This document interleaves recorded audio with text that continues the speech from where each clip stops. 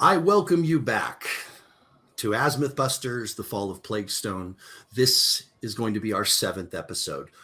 Before we get back into the story and back into the play, I wanted to touch base on a few of the principles and a few of the philosophies that we hold near and dear to our hearts, and the reason why we even kind of started this whole thing to begin with. We're very much about inclusivity. We want to give everyone an opportunity to have a voice and to have a place at the table. It's just as simple as that. There are too many groups, too many people who are nerds, just like you and me, who don't get that. So that's part of what we're doing. That's a very important part of it. And then on a personal level, I'm inviting people very near and dear to me to come and play with me. And this is therapy for nerds. What that means is not only do you get to take advantage of a very intimate kind of experience with us, but I also provide that for my players, who are all in their own right incredibly busy people who are doing this both for me and for themselves. And I'm giving them a couple hours every single week where they can just kind of disconnect from all the other things that are going on in their lives and all the other worries in their lives, and bring it. And it's very important to us, and we hope that you feel as strongly about it as we do. And it's really about the right message said by the right voice. Too many times right now are we hearing the wrong voice say the right message, and I'm afraid it mostly falls on deaf ears for that reason.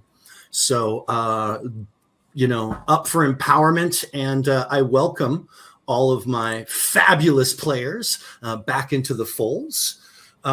Before we get started in gameplay, does anybody want to throw a couple of quarters in on what I was just saying, or are we all good with it?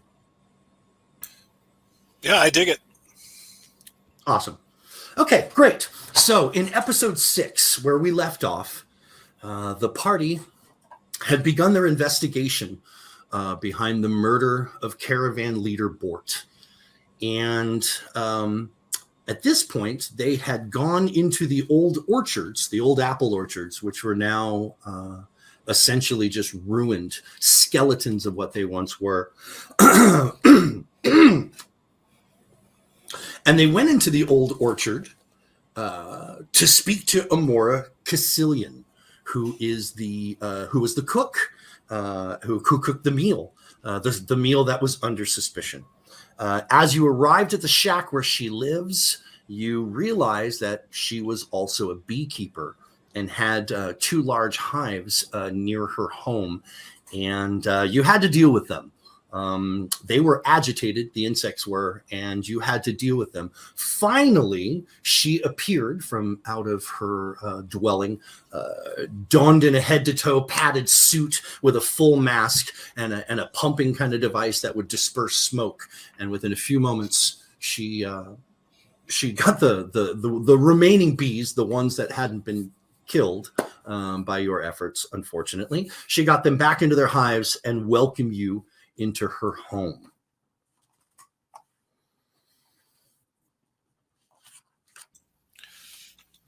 Well, Amora, those are some angry bees you have. They're usually not so aggressive. I'm a little surprised, in fact. But not as surprised as I am to see all of you here at my home. What's going on?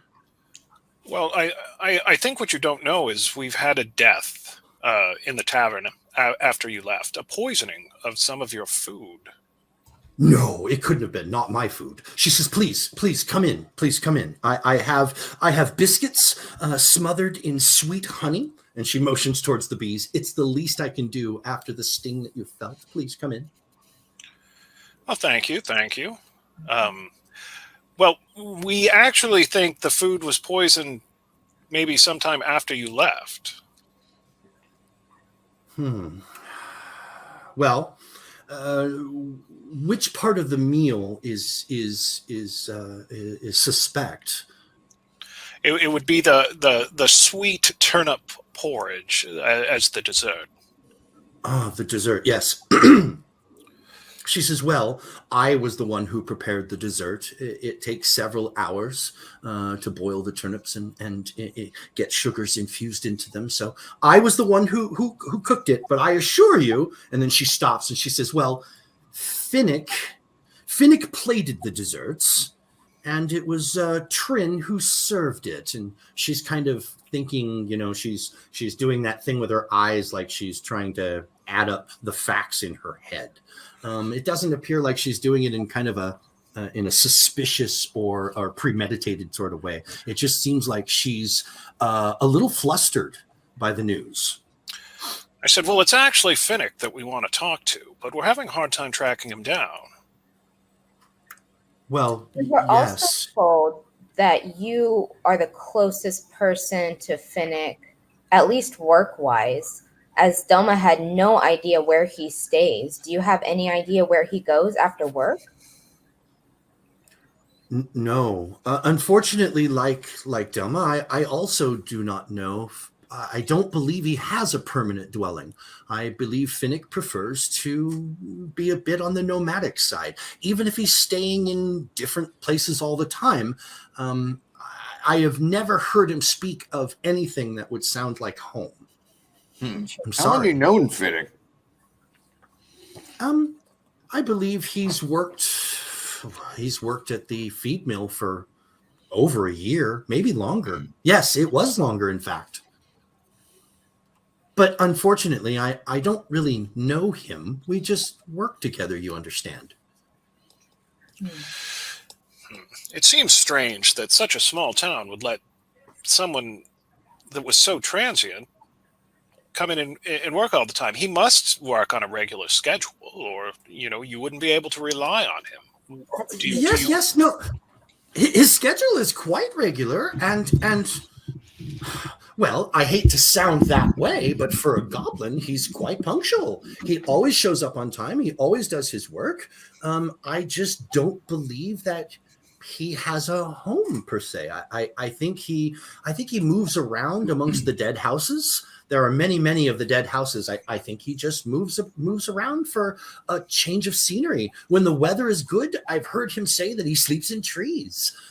Beyond that, friends, it really isn't that suspicious, because he is a fixture of this place, even though he doesn't have roots anywhere. He's been here for a very long time. Everyone knows him. In my parts, in my parts, if we're looking for somebody, we get a hound. Get someone to sniff him out. That might be a good idea. I don't have a dog. I only have bees, I'm afraid. No, wouldn't expect you to. I was just thinking out loud. If your concerns regard an animal or your plan involves one, perhaps you should speak to Delma. She would have the best access, I would think. Is there anyone you know of that might be closer to Finnick that would be able to let us know anything about him? Have you ever seen him around anyone else, or maybe he's close to one of the workers? I'm afraid I do not. I believe of all the staff, Trin always took very kindly to him and tried to include him in what she could. I also believe that Finnick enjoyed very much being out in the stables and being around the animals when he wasn't working, or if he was free of tasks in the kitchen and in the dining area, he would inevitably end up there. I can't really tell you more about him. I'm a little embarrassed at the fact that I don't know more from someone I've worked with for so long. Well, it seems you aren't the only one. There seems to be a lot of that. A lot of people with a lot of embarrassment and no knowledge. And it seems I don't know anything about that. Right.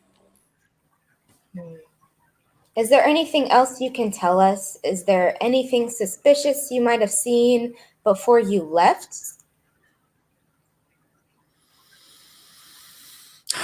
No, I noticed nothing out of the ordinary. I noticed no one acting in a peculiar way. I'm sorry. I'm sorry. It's just not that obvious to me. Everything seemed to be perfectly normal. And at what point did you leave? Right after the food was done, I before daylight was completely lost. I needed to get back here, and I needed to collect honey from the hives.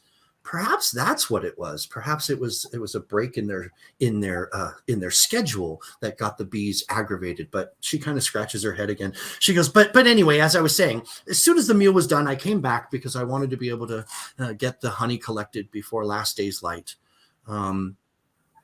What do you mean by a break in their schedule? The bees. Usually I collect the honey in the morning. It is my preference. But today I slept late and unfortunately had no time to tend to my bees. She said, I would like to, she starts taking off all of her beekeeping gear, the padded suit, and of course she's had the hat, the hood off the whole time. And she puts on a cloak over her regular clothes, and she starts buttoning up her cloak, and she says, please, if there isn't any more that you need to know from me, help yourselves to as many biscuits and honey as you want, but I feel the need to go back to the kitchen and see if there was something I overlooked or something that is needed from me. I mean, it is my kitchen. And she kind of puts her cloak together. She gets ready to leave. Well, thank I'm you. eating biscuits. Yeah. Yeah, they're delicious. They're delicious, simple 3-4 ingredient biscuits, nothing fancy, but it's the honey. You're eating honey straight off the hive, probably collected just a few moments ago. It's probably one of the most exquisitely sweet things you've ever tasted in your lives. Why weren't those served at the tavern? Good question.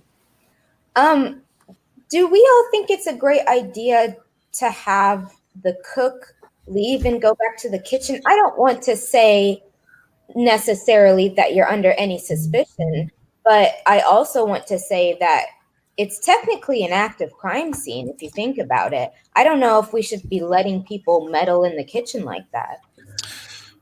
Well, I don't know if we have much authority to stop people. And we have harder questions involved here. Like, we have a death, we have a suspect, but up to now, we have no motive. It seems to be random and strange. And there are other random and strange things going on here, which I don't really see the connection to. Here's the thing, though. Even if we find Finnick, we all know he's not the mastermind behind this. Well, we don't know much about Finnick. Nobody seems to know much about Finnick, other than he shows up to work. I guess that's fair. That seems a lot Amora strange says, to me. Oh, you agree, Professor? Small community like this? It's very odd. It's very, very odd. Amora will stop at the door on what Desna just said, and she will turn to you and she says, child, it is my kitchen and it is my reputation that is on the line. You would do no less. And she turns and she walks away. I have one more question for Amora. Would you're going to follow after her? Yes. Do you want to leave and follow after her? Okay. I do want to leave Scoop. and follow after her. I also want to be, have her as a buffer between me and the bees.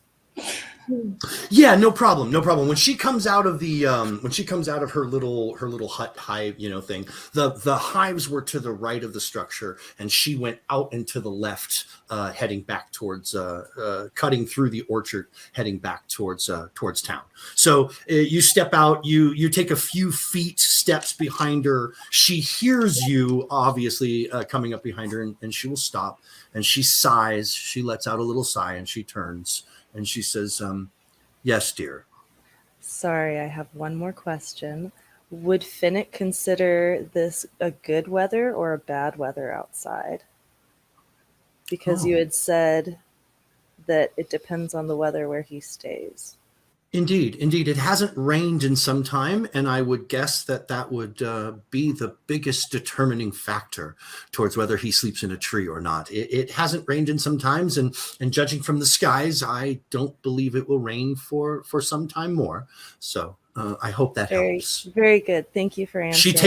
She takes your hand. She like shakes your hand. She takes your hand in hers in kind of a motherly fashion. She does the basket kind of thing and gives you a little pat on your hand, kind of like that. And she smiles and we'll leave.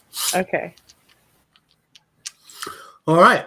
So you finish your sweet honey biscuits and you continue discussing how you would like to continue and where you want to take your investigation. At least right now, I think there's one determining factor in all of the strange things we've seen and experienced, and that is someone wants to keep our caravan here in Etrin's Folly. They attacked the wheels. Now they've attacked the caravan master. Now we're not allowed to leave. What exactly is on the caravan that whoever is perpetrating these various things wants? Maybe we should go ask the half-orc. Tomley. So we've been on the caravan for a while. Tomley. What is on the caravan other than us? Good. There are a number of crates that, as I said before, when you guys were making camps in caravan style, they take the crates out of the carriages so you could sit on them and use them as tables and shit like that. None of them were ever marked in a fashion that you would be accustomed to. It doesn't identify what it is. All of the crates had a stencil, and it looked like someone had just take a stenciling with some numbers and run some charcoal or some chalk or something over the top to give it a kind of a numbered look. And that's really all the markings that were there. Nothing was ever opened in your presence. Besides that, your gear, of course, was stored in there. There were some dried goods. There was a whole variety of spices and herbs from Iskar that are very, very popular in Andron. So he was stocking up on the kind of things that are harder to come by on the coast and bringing those down, so it makes a larger profit. Other than that, you don't know. I think we should find out what's in those crates. Agreed. Well, Theron, you really live up to your name. I didn't even think about the fact that somebody wanted the caravan to stay here. It seems the only obvious solution, at least to me. That's true. And But I don't want to stay in this town any longer than I have to. These people are strange. It does sound like it's a personal vendetta against Bort, though, right? There isn't any way that they simply killed him just to keep the caravan here, do you think? Well, in the lack of of a motive, that's the only real motive we have. Nobody had a vendetta that we know of against Bort. Bort seemed to just be a caravan master that came through here. And they had the strange wolves, who I suspect serve some kind of magical master, attacked the wheels and slowed us down. And everything we've encountered has caused us either to be slowed down or not leave this town. I think that is the connecting factor here. Interesting. It's dark forces at work. I'm thinking evil wizards. That's my guess. Not all darkness is evil, though. We have some on our side. This is true. And I'm very grateful for that, too. But, I mean, poisoning an innocent merchant like that seems definitely underhanded. I mean, they could have just strangled him in his sleep. They really wanted to get him. I don't know. Well, evil comes in many forms, and greed and self-interest tends to motivate them all. So we have to find out who or what benefits from us staying in town. Well, first off, I guess we should just try to find Finnick. Like, Kira, what did you go out there and ask her? What did she say? I asked her if the weather was good or bad, and I wanted to find out because she doesn't seem to know anything directly. I was asking her an indirect question to see where Finnick would be staying right now if he were staying around. That's very smart. Like, Kira, give me either a social skill roll or a straight intelligence ability check, whichever is going to benefit you better, whichever is going to be higher. You're going to roll a d20 and you're going to add one modifier or the other, either your intelligence bonus or your social bonus, whichever is higher, if one is higher than the other. One's a skill and one's an ability. So you'll see your intelligence modifier up at the top where your abilities are. That Yeah. one's a 4. Okay, then- that's really high. And then your Right. social skill. That's in your down skill in section. skills, right? I have society. Is that society? Society. Okay, Society. that's a 7. I'm sorry, I'm saying it wrong. A 7. So you're definitely going to want to make a knowledge society roll instead of a straight intelligence. Make a Okay. d20 roll and add that 7 to it. Ooh, I My rolled a apologies for calling 17. out the wrong name. One more time? It is 17, so 24. 17. Okay. Fantastic. That's really good. So a couple of things that you remember that I wanted to bring up, especially since you went outside to follow after Amora. After the bee attack, when Amora invited you into her home for honeyed biscuits, Electra didn't come inside. She kind of made a face and about the whole thing, and she positioned herself outside between the house and the bees, and you just presumed that she wasn't feeling too confident that this wasn't going to happen again. When you came out to talk to Amora, you saw that Electra had walked out to the perimeter of her property, just on the edge of the orchards. And when Amora left and you watched her walk away, you watched Electra kind of get behind her and start walking with her. Okay. Yep.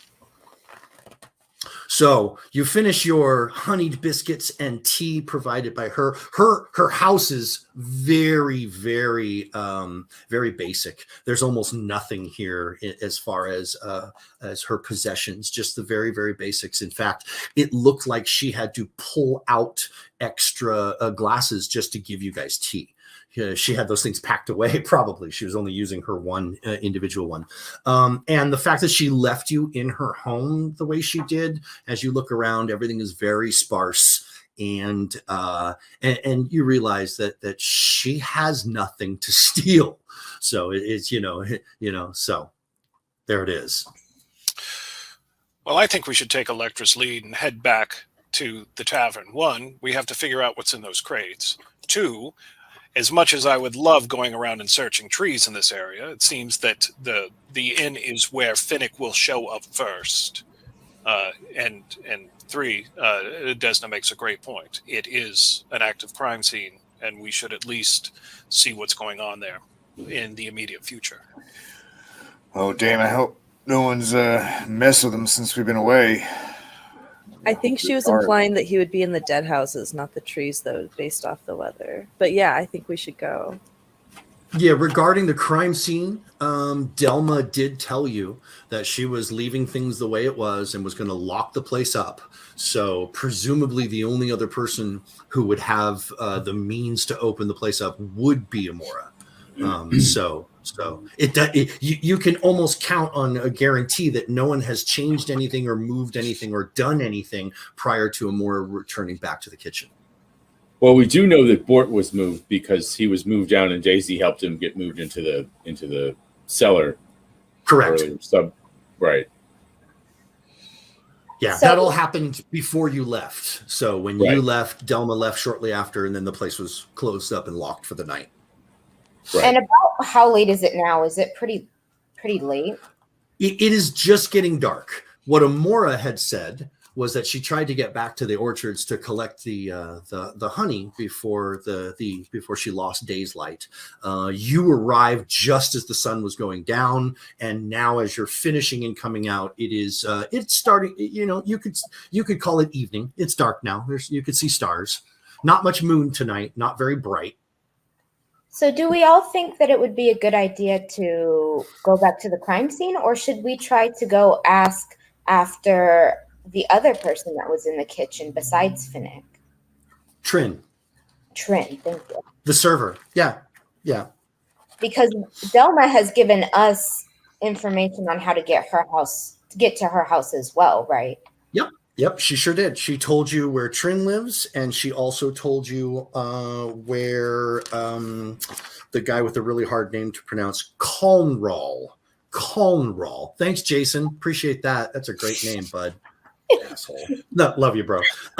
So Conral lives with his wife and his kids in town, and then she told you where Trin is, and Trin also lives with her brother, more on the outskirts because her brother actively farms the piece of land. Can we look at the little? I think Doma gave us a little map, little instructions on how to get there or something, right? Can we see? Yeah, which totally. Which is closer? All right, let me take a look here and see. I think it's Conral because I believe he's in town, Des. I think he's closer to us relative to where we're coming from. Outskirts, right. I think that wasn't where we just were. Weren't we in the northern part? Didn't we go north? Mm-hmm. Yeah, so, you're north of town, like north and west. So it was north was where we were with the bees, and then Conral was here, and then the last location was to the south. Okay. Well, west, given the time, I don't think we should go knocking on doors in the dead of night. And the other thing is, I really do believe Finnick and those crates might actually be more worthwhile to check out than the other people. I think I have a feeling that they may be a distraction. It's not that we shouldn't check them out, but I think it might be something that waits. Well, and Simon, your memory of the situation, Simon, is correct. Conral lives more in the density where the homes are in the middle of Etrin's Folly, whereas Trin and her brother Manny live south, almost completely opposite end of town from where you guys are in the old orchard with her brother. So Conral would be closer. You remember that completely correct. Right. Okay. But to agree with the professor, I think we probably should knock on somebody's door in the middle of the night. That's not very good. So back to the feed mill. You have access to the stables because that's where your rooms are. That's where the caravan wagons are parked outside of there, and presumably, I believe you already know that Tomley has said that she's not staying in the stables. She stays on the caravan as extra eyes just to make sure there's no funny business. She always errs on the side of caution. So yeah, you have access to all that. You can head back there. Well, Theron, your feelings seem to be pretty accurate for the most part. So I think we'll follow your lead and try to see what's happening there. I especially hope I didn't offend Amora with my comment, but that just the way she's handled things, I feel. And also the little comment about their messed up schedule. I wonder what made her late this morning. I wonder if she was actually late to work. I wanted to ask her, but she left in such a huff. I didn't really get the chance. She had told you that she slept late was the reason why she was late. Furthermore, I think the takeaway from all of this, at least from Amora's behavior, the takeaway is that she seemed to care more about her reputation than she did about Bort. I also wanted to mention nobody mentioned that Bort was the one who had died, and she also did not ask who had died. We had this whole conversation with her and told her that somebody had died, but she really never took a big interest, and she never asked who it was, and nobody ever offered the information from what I can tell. That is very odd. That's a very good point. Yeah, that is odd. So I think and if it was just innocent oversight, she's certainly going to find out when she gets back and goes in the cellar. Right. So I think we should definitely huff it over there. I still feel very odd about our interaction with her. Okay. All right. So I feel odd about the interaction with everybody in this town. Same here. I don't know if we're going to get much out of them. Well, Two words: evil wizards. I wonder if they're the ones that are planning to steal our horses. Steal your horses? Well, you've always got to watch out for horse thieves. I suppose. Right. That's why we were going to do the square. We were going to do that square formation to, in case they stole our horses and tried to ride us down later. It's movable contraband, if you think about it.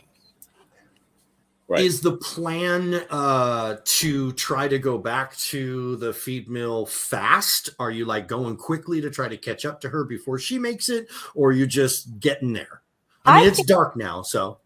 I think we should try to catch up to her. And also, I don't like walking around in the dark, especially with acid wolves in the forest. So I wouldn't mind two-stepping it a little bit. Urgency. Perfect. I will definitely be armed while we hoof it quickly. Good point. Yeah, I would like to grab out the dagger as well, maybe one in each hand. I'm going to load my crossbow. Awesome. Oh, and sword and shield. And if she had any pots of honey, like in her home, I would have taken one and left a couple coppers. Like, Well, the only thing that you saw is it looks like she has a large ceramic vessel that was made to look like a beehive. It's got that kind of concentric circular kind of motion to it. And that looks like she collects most of it into that. And that thing's like, a couple foot tall. It has a valve on it. And then she has these smaller little like baby food jars, essentially, with cork stoppers that cop up the top of them. She also, next to that, it looks like she sells this stuff because right next to it, she has a waxing area where she can wax the corks and seal them. Looking about the area, Daisy, if you're like, there's already a couple jars that have already been filled and sealed. If you just wanted to, I'll leave a couple coppers. And I noticed what Daisy's doing, and I'm like, Daisy, do we really want to add petty larceny, even if you leave a couple of coins, to the list of things that are going on in this town? They already don't want us to leave. Well, I figured we're going to be stuck here. I might brew some mead while I'm at it. Local varieties of honey often result in a rather different taste in mead. And, I'm always we should probably get to the crime scene and stop whittling about my honey. We're trying not to be here that long. Oh, exactly. I'm 100% on board with Daisy's idea. Let's grab the honey and go. Same. I'll put a couple coppers down on that. What is wrong with you people? I'll throw a silver. Honey alone. If we're stuck here, we might as well be drinking. I'm already hungry. Let's go, guys. Always time for a little last second shopping. All right. So it sounded like maybe half a dozen or so copper pieces got left on the table, and we took 1 jar, 2 jars, more. How many jars? 4 jars. There were 3 that were filled. There were 3 more that were empty with all the stuff to fill them up. So you just take the. All right. So you take the 3. I'll leave a silver there. A silver and 6 coppers. Done. All right. So those of you effing with the honey are the last ones to leave, whereas everyone else, I'm sure Theron was probably one of the first going after he, belittled you a little bit, read you the riot act, and then he's out. So I would say berated. Berated. Yes, that's a better word. So catching up to her is a fairly easy task. Amora's not moving fast by any means. And by the time you catch up to her, you are about a little more than 2/3 of the way back to town from Old Orchard. So you've crossed across the water. You've come down that snaking, meandering kind of path that will eventually take you by the Plaguestone and then over to the feed mill. So you haven't quite reached the Plaguestone yet. You're just on the edge of the buildings when you catch up to them.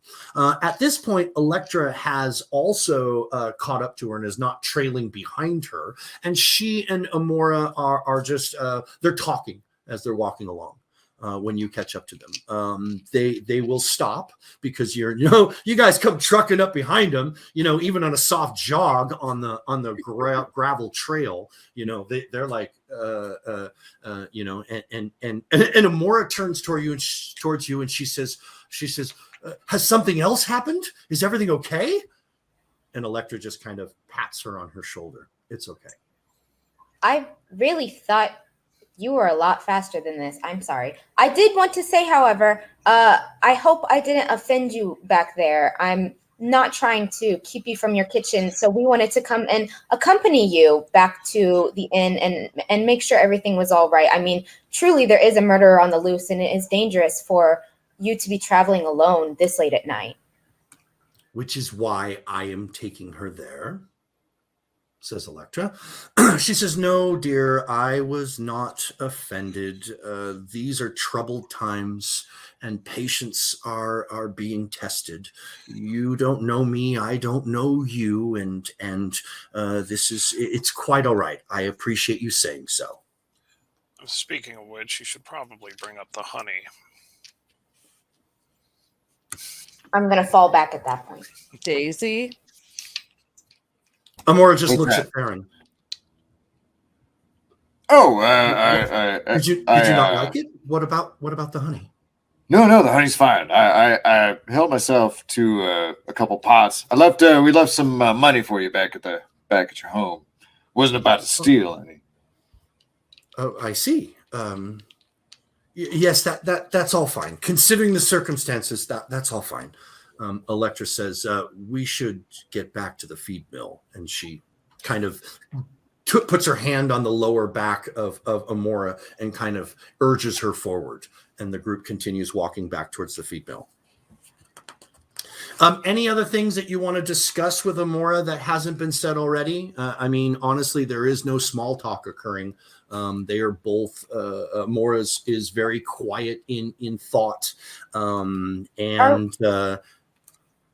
we able to ask Electra? I mean, I'd like to see if I could maybe steal her away from Amora a little bit to just quietly ask her, like, hey, did you tell her who died? Did she ask about the details or anything like that? What were you guys talking about?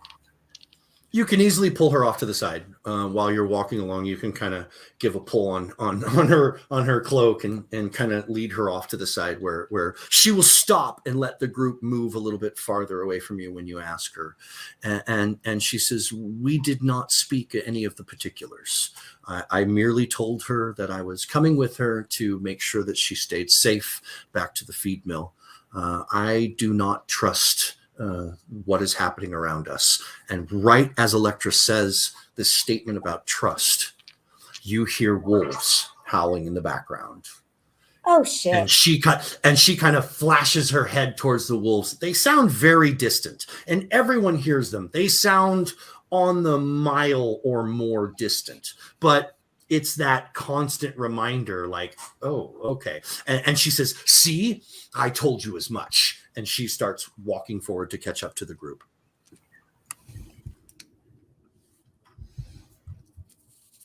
You arrive back at the feed mill. Amora does, in fact, as we discussed, she does have her own key. She will go around to the front of the building because, as we discussed before, the back door can't be accessed if it's locked from the inside by design. So she goes around to the front of the building to unlock the place. Along that path, you will be walking past the stables where the carriages are and where you were planning to come by. Does the group want to stay with her into the kitchen? Do you want to take care of your own business now? Or you're essentially in the same location. You could do different things within this location without too much of a harsh separation. So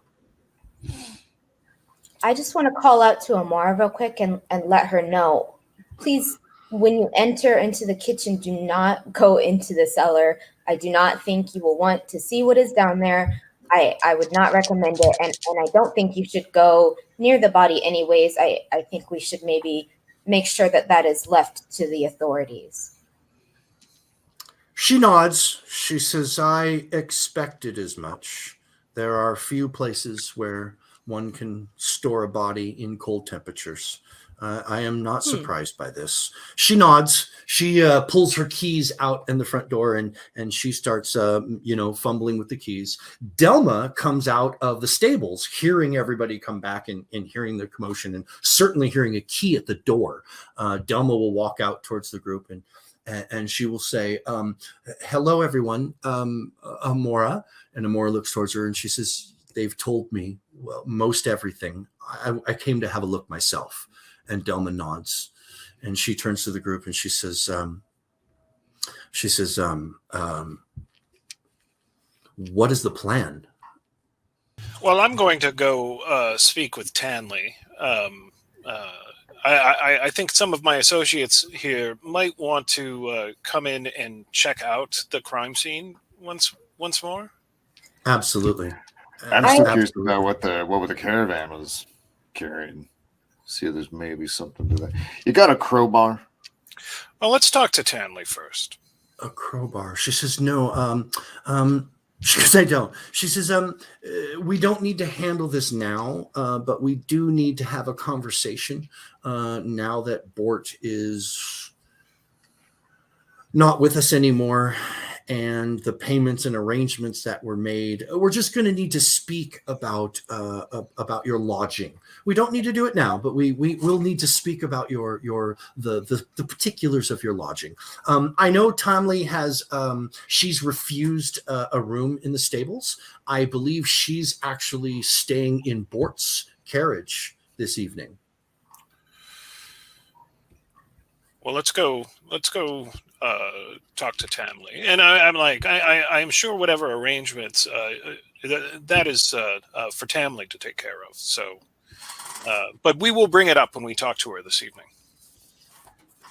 I wonder if is Amora here while Delma is saying all this, or has she already gone inside?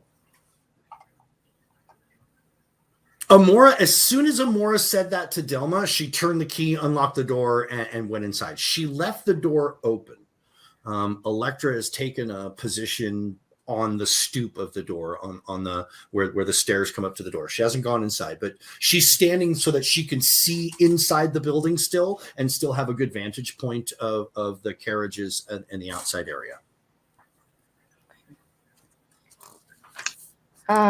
So Theron and Daisy, and it sounded like Simon, you guys are going to talk to Tamley?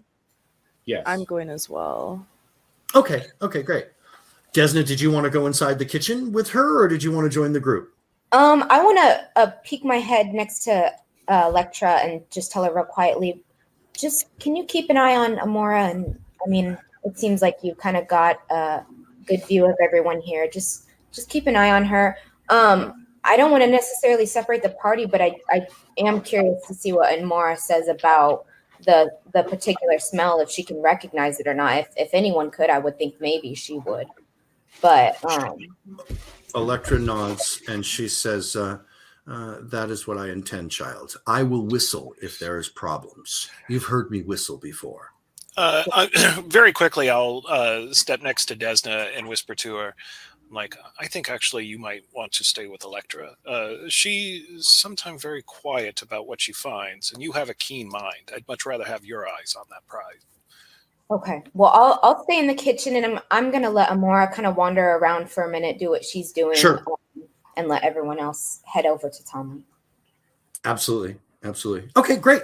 So you and Electra are kind of overseeing Amora's, she's not, all she's doing is really moving around, looking around, checking things out. At some point, they brought Bort's bowl back into the kitchen area where the serving had happened, where you originally found the empty clean stuff. And they brought Bort's bowl there, and you do see her pick it up and take a big sniff out of it. And she's kind of examining things. And at some point she will go over to the cellar door. She'll look back at you as she goes, "It's okay. I can handle it." And she will lift the cellar door open, surprisingly with ease. You remember it took two of you to open that door. Either she's just used to it, or she is a strong woman. Either way, she opens it with ease, and she will step down into the cellar, leaving you standing up above. Switching scenes over to the caravan. Theron, you lead the group over to Bort's carriage, and the steps are down. There's these removable wooden steps that they do on the back sides. The door is closed, presumably locked and secured, but you can see that there is an oil lamp light coming from within inside. The door has a small little window in it with a dirty piece of fabric that hangs in front of it. Well, I'll knock on the door. Just a little rap. Little soft tap, yeah. You hear Tamley's deep voice say, "Yes." Tamley, can we bother you for some news and some questions? One moment.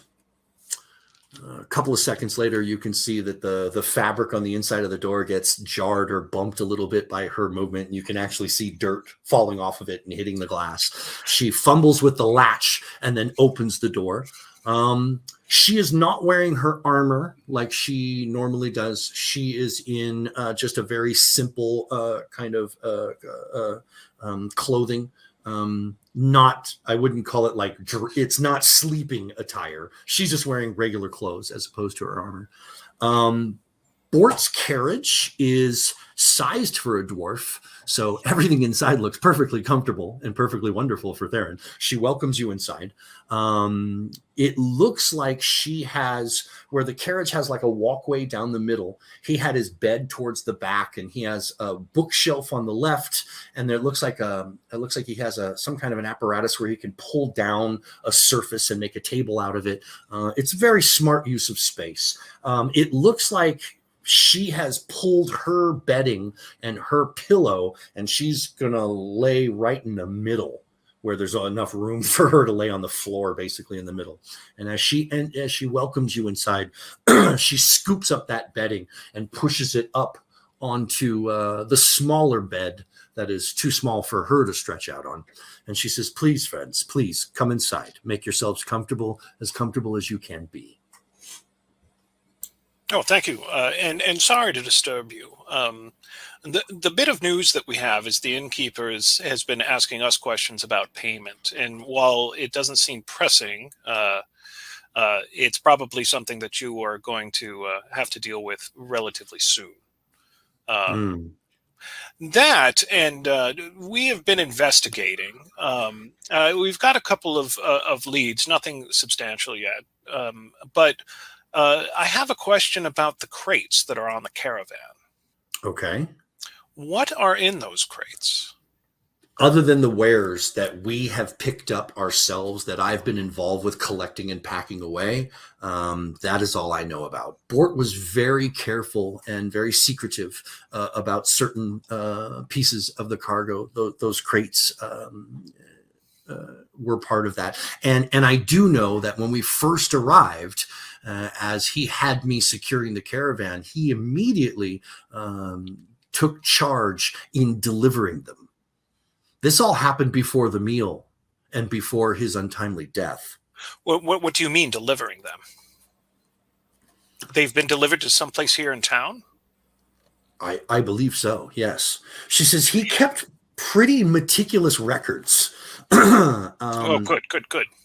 You are more than welcome, and she motions towards opposite of this little fold down table. He's got a couple of shelves. It's not like library filled with books, but there are several books in there as well as other stuff.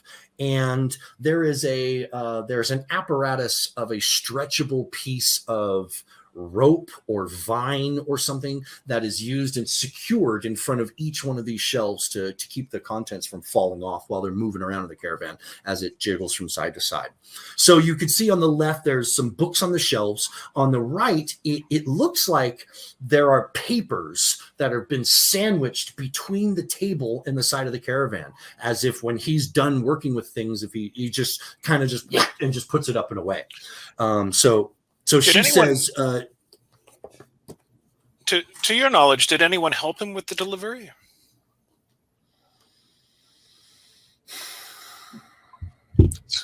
I'm guessing the dipshits.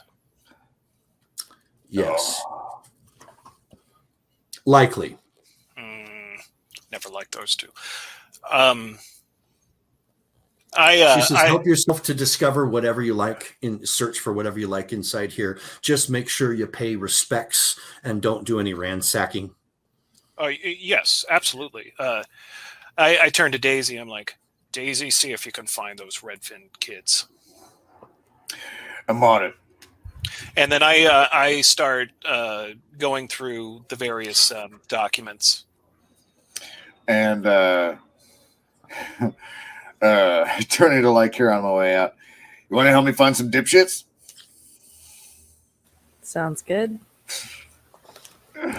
All right, so the two of you are going to head to the stables, presumably up the ladders and into the room sections to find where Ulf and Ulf have likely passed out for the night, judging from the amount of drinking that they did this evening.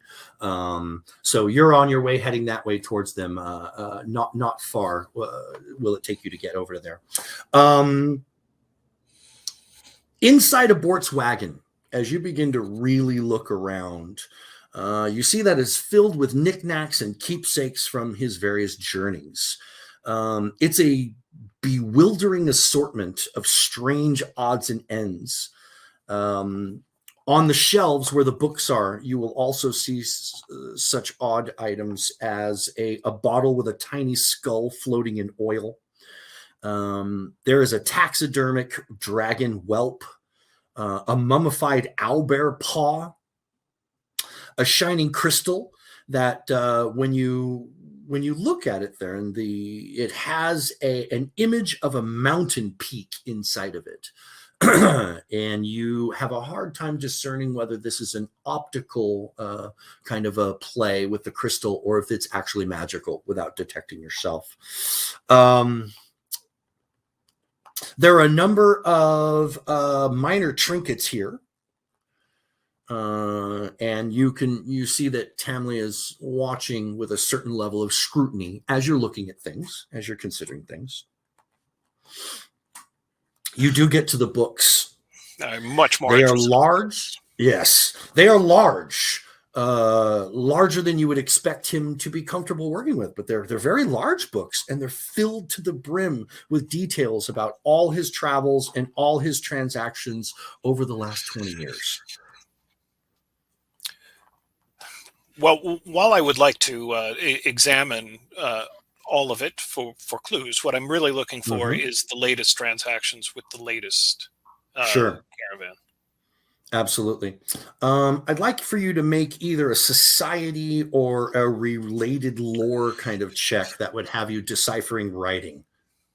Okay, society sounds good. I do have lore underworld, so I'll be keeping an eye out for things that are not on the up and up.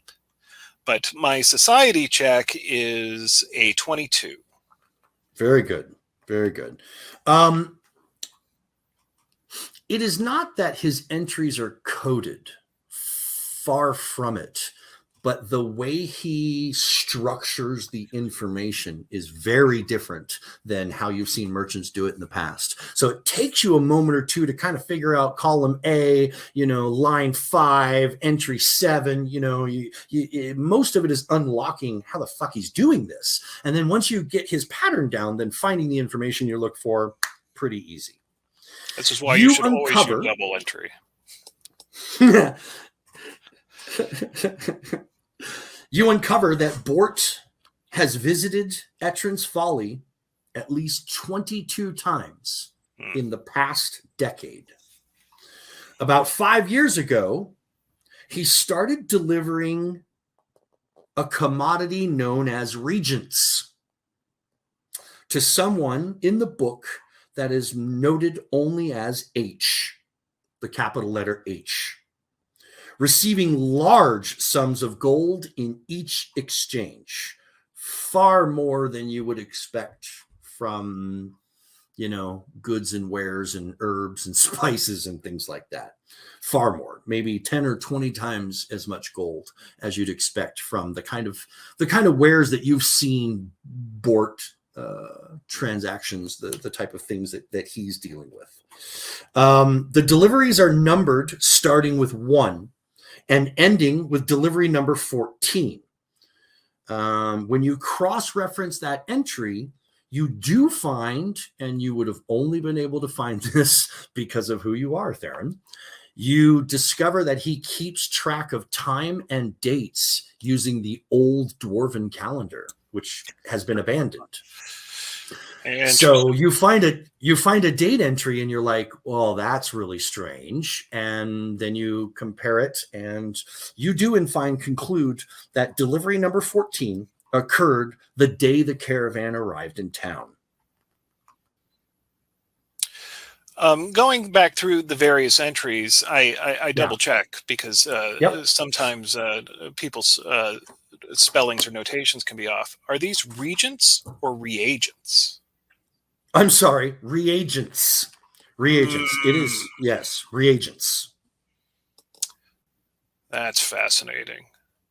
And I've not seen any sort of people here work with alchemy or alchemical substances. This doesn't seem like that kind of town. No, it's definitely not that kind of town. H. We need to find H. Okay.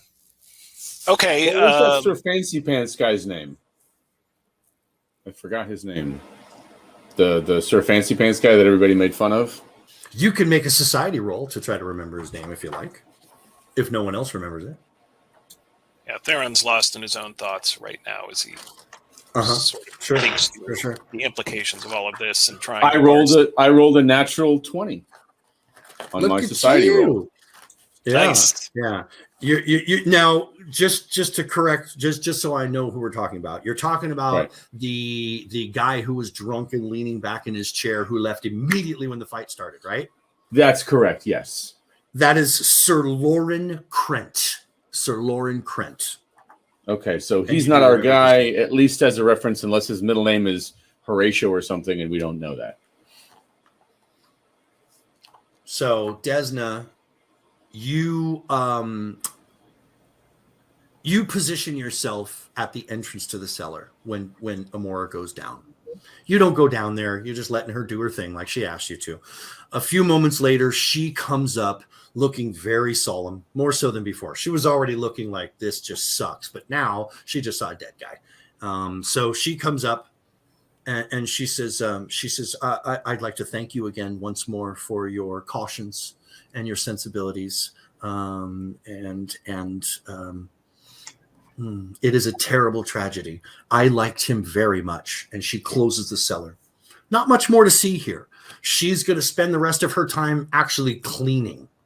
So now that there's nothing more to be seen, nothing more to be gathered from the scene, she is going to disinfect everything. You know, she's going to have herself a manic scrub of her kitchen. Electra says that she will stay behind and she will keep an eye on her to make sure that no one comes or to make sure that she doesn't hurt herself. She says, why don't you run along, dear? Before I leave and before Amora starts cleaning, I would just like to ask her. I know that you, of course, have noticed Bort's bowl, and of course have probably noticed something odd about it. I just wondered if your examination of it told you anything. I just wondered if you had any more information that you have gotten from searching around here. She says, I have noticed nothing out of the ordinary. Nothing at all, I'm afraid. I don't even really sense the traces of the substance you spoke of. I was hoping that it would be obvious. I was hoping that we'd come here and I'd be like, oh, it's this. It must be this. This is not part of the recipe. She goes, I am put off by this whole thing, to be frank. And I'm very worried that people aren't going to want to eat at the feet meals anymore because they're going to be worried about my cooking. They're going to think it's my cooking that brought about Bort's death. She starts crying. She starts holding her face and actually crying. And you're like, oh, my God. She's breaking down because of her reputation, not because of Bort, not at all. You're just like, wow. I'll give her a gentle tap on the shoulder. There. Well, thank you for your information. If I'm not mistaken, the vial that we found had traces of that substance in it, correct? It did. Okay. The vial had you confirmed the smell of the sweet, flowery smell. Okay. Well, I just wanted to make sure she's not going to erase any evidence we have of this poison with cleaning up after all that. I'll No, you have the vial. You have the vial. There was traces in the bowl, but they were barely detectable, even by the best noses. And this woman is the chef. And if she can't smell it, she's either lying or she honestly can't smell it and will clean out his bowl. She will clean out the serving vessel. You still have the vial that Simon found in the grass. Yeah. So she gets onto that. Daisy and Lycura, you guys exit away from the carriage with your task to go up. You quickly find Ulf and Ulf up in their room. And even before you see them, you hear them because they are snoring in loud, auspicious stereo. It sounds like a beast inside the stables, but you make it up the ladder, you turn your corner around, and you find both of them. One is passed out hugging a hay bale. He's passed out with his, still in his full attire, never even got undressed, just passed out over that. And that's, you think it's Ulf? You're not sure. You always get them mixed up. They look the same. The other is, looks like he was half undressed. He has his shirt up over his head, but not cleared his head. And he passed out on the bed like that. And his pants are also down around his knees. And that is how you find Ulf and Ulf. No manner of trying to wake these two up, just short of employing magics, do they wake up. They are in a deep, comatose sleep induced by alcohol. Not even a bucket full of water, because that's what's coming. You hit them with a bucket full of water, doesn't even phase them, leaves them. And the smell that comes off of them, because these guys rarely ever bathe. You hit them with a bucket of water, you're like, oh, gotta go. Yeah, it's the place they've been in like 3 weeks. Exactly. But for the grace of Caden, Kaylee, and go they, I guess. Well, I say we just drag them outside. You may. The two of you would like to drag them outside into the courtyard? Yeah. All right, beautiful. So Lycura and Daisy, one at a time, you will pull them. Now, you can choose to lift them or you can choose to drag them. Either way, I think dragging them gives a little bit of that down the ladder. Yeah. I'm hoping that'll maybe rouse them just a little bit. No, it doesn't. It doesn't. So you bounce their heads a little bit on the ladder, hoping that will rouse them, and it doesn't. And I think that is a fantastic place for us to end session 7 with you pulling these two drunk idiots out into the courtyard and the rest of the group deep in their investigation. I welcome you to join us for our next episode, for episode 8. We release every Monday without fail, rain or shine. And we hope you've enjoyed this episode of The Fall of Plaguestone. And we'll see you in a week.